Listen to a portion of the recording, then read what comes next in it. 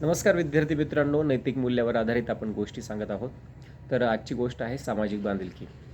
आपले चरित्र निर्माण, आपली जबाबदारी, प्रामाणिकपणा या गोष्टी आपल्यामध्ये रुजाव्यात, त्याचा विकास व्हावा यासाठी आपण नैतिक मूल्यावर आधारित गोष्टीची शृंखला सुरू केलेली आहे. तर आजची गोष्ट आहे सामाजिक बांधिलकी. विद्यार्थी मित्रांनो, एकदा काय होते, स्वामी विवेकानंद हे अमेरिकेला जातात आणि अमेरिकेतून जपानला प्रवास करत असताना ते जहाजात असतात आणि जहाजातून प्रवास करत असताना जहाजामध्ये जमशेदजी टाटा जे की उद्योगपती आहेत फार मोठे, ते आणि स्वामीजी एका जहाजामध्ये असतात आणि साहजिकच आहे की दोघांकडे वेळ असतो.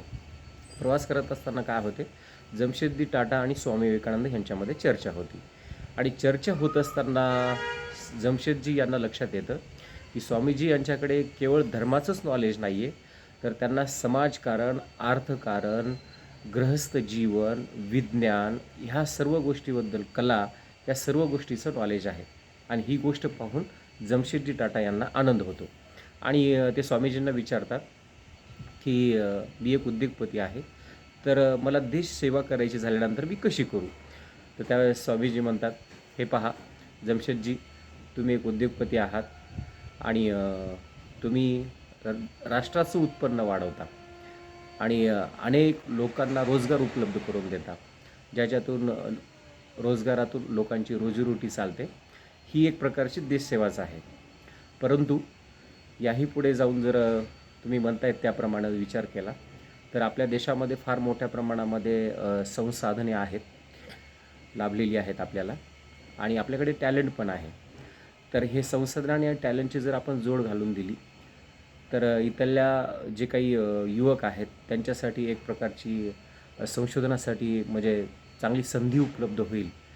असा विचार मांडल्याच्या नंतर मात्र जमशेद टाटा खूप खुश होतात आणि त्यावर ते विचार करून त्याच्यातून पुढे चालून ते काय करतात, एक विज्ञान तंत्रज्ञानावर आधारित एक प्रौद्योगिकीकरण संस्था सुरू करतात, म्हणजे इंडियन इन्स्टिट्यूट ऑफ सायन्स, ज्याच्यातून आपल्याला आपल्या पुढे चालून ही बेंगलोर येथे स्थित आहे. तर ही जी संकल्पना आहे ती स्वामी विवेकानंद आणि जमशेदजी टाटा यांच्या विचारातून निर्माण झालेली एक संस्था आहे, जेणेकरून जर विद्यार्थ्यांना गणित, विज्ञान आणि कम्प्युटर संबंधी उच्चस्तरीय शोध लावणारी एक प्रकारची संस्था आहे, जी की बेंगलोरमध्ये स्थित आहे. आज आपण पाहतोय की बेंगलोरमध्ये इलेक्ट्रिक सिटी म्हणून आपण तिला ओळखलं जातं.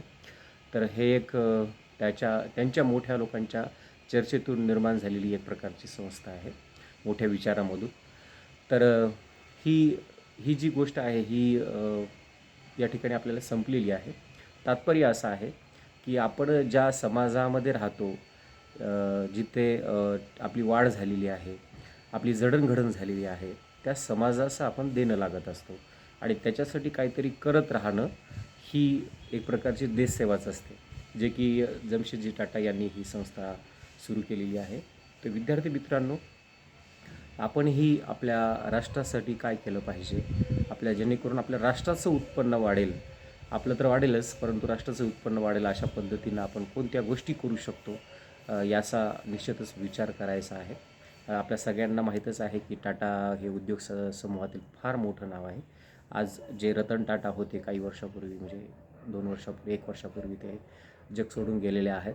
त्यांचे पंजोबा हे जमशेदजी टाटा आहेत आणि त्यांनी आपल्या देशामध्ये पहिला पोलाद कारखाना सुरू करण्याचं काम गुजरातमध्ये केलेलं आहे. आज आपण पाहतो की त्यांची फार मोठी संपत्ती आहे. जर एकंदरीत त्यांच्या राजस्वाचा विचार केला तर आपल्याला जवळपास 15 लाख कोटी रुपये हे त्यांच्या एक संपत्ती असून, ज्याच्यामध्ये जवळपास 11 लाख लोक हे रोजगार आहेत त्यांच्यामध्ये काम करत असणारे. तर त्या मोटार्स निर्मिती करणे, पोलाद कारखाना, इलेक्ट्रिक, ह्या अनेक क्षेत्र त्यांचं हे कारखान्याचं म्हणजे त्यांच्या ह्याचा कंपनीचा विस्तार आहे. तर अशा पद्धतीनं ते टाटाचं काम असतं. तर हे एक जमशेदजी टाटा आणि स्वामी विवेकानंद यांच्या चर्चेतून एक फार मोठी संस्था उभारल्या गेली आणि त्याच्यातून विविध तंत्रज्ञानाविषयी जे काही आज आपण प्रगती पाहतो आपल्या राष्ट्रामध्ये, तर त्याची सुरुवात एक प्रकारची या ठिकाणी ह्या संस्थेतून झालेली आहे. तर विद्यार्थी मित्रांनो, फक्त ह्या गोष्टी आहेत, तर हे समाजासाठी आपण काहीतरी केलं पाहिजे हे या ठिकाणी लक्षात घेणं महत्त्वाचं आहे आणि हीच खरी देशसेवा आहे. थँक्यू. एकत्र अशा विविध गोष्टी.